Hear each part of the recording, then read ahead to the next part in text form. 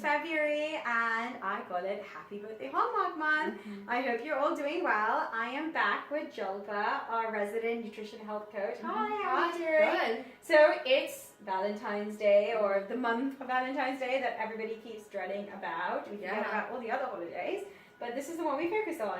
And everyone's worried about, am I going to be alone? Am I going to get a date? Am I going to be watching slashing movies like Carrie Bradshaw did?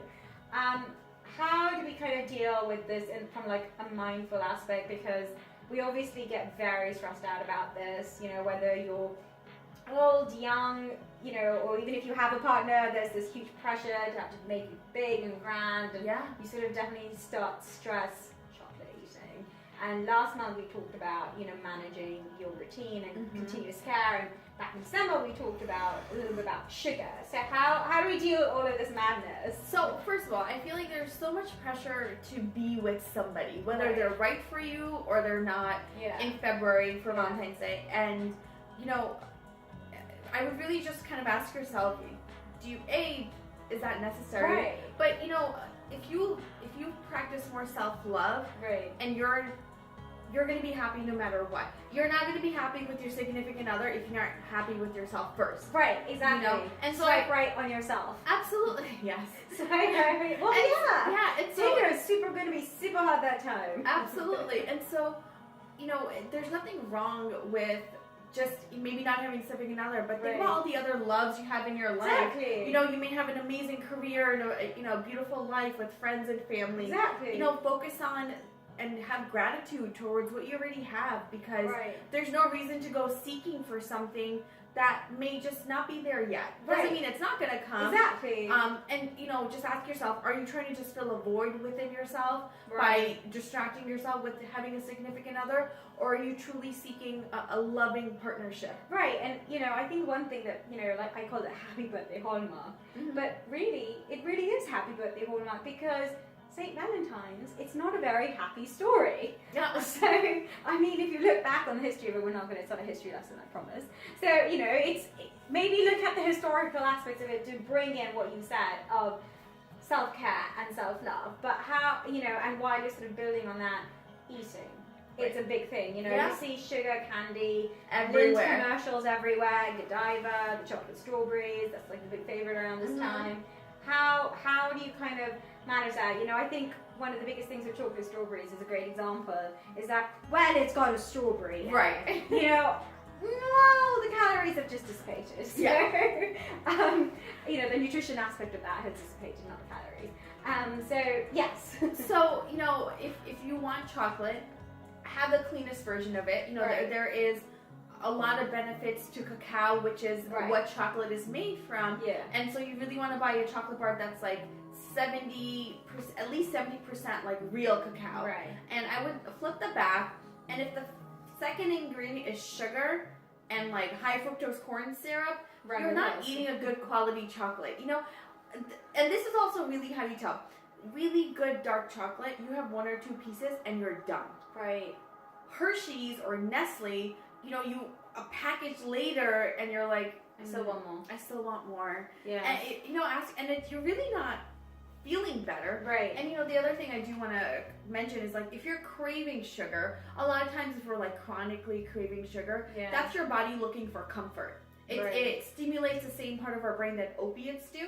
Wait, and opiates is what? It's like painkillers, like those happy pills that make you feel like relaxed and happy pill. Yes. Yeah. And so, you know, if you're really craving sugar all the time, ask yourself, like, what is it that you're really craving for? Are you craving for comfort? Maybe you need to get a massage.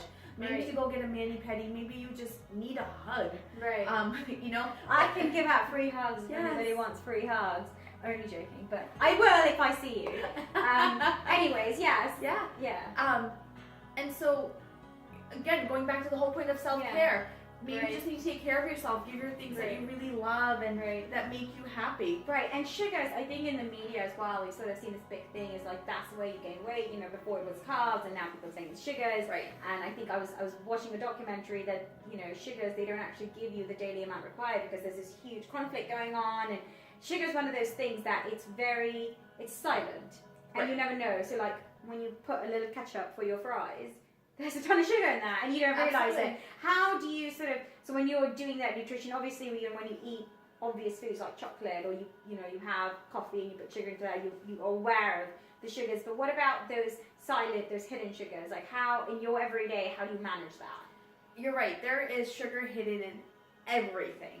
Because since the low fat fad has come along, the companies have started adding sugar to make it taste better. Right. So with the things you mentioned about how much sugar, on an ideal day, you should be having no more than 25 grams of sugar. Right.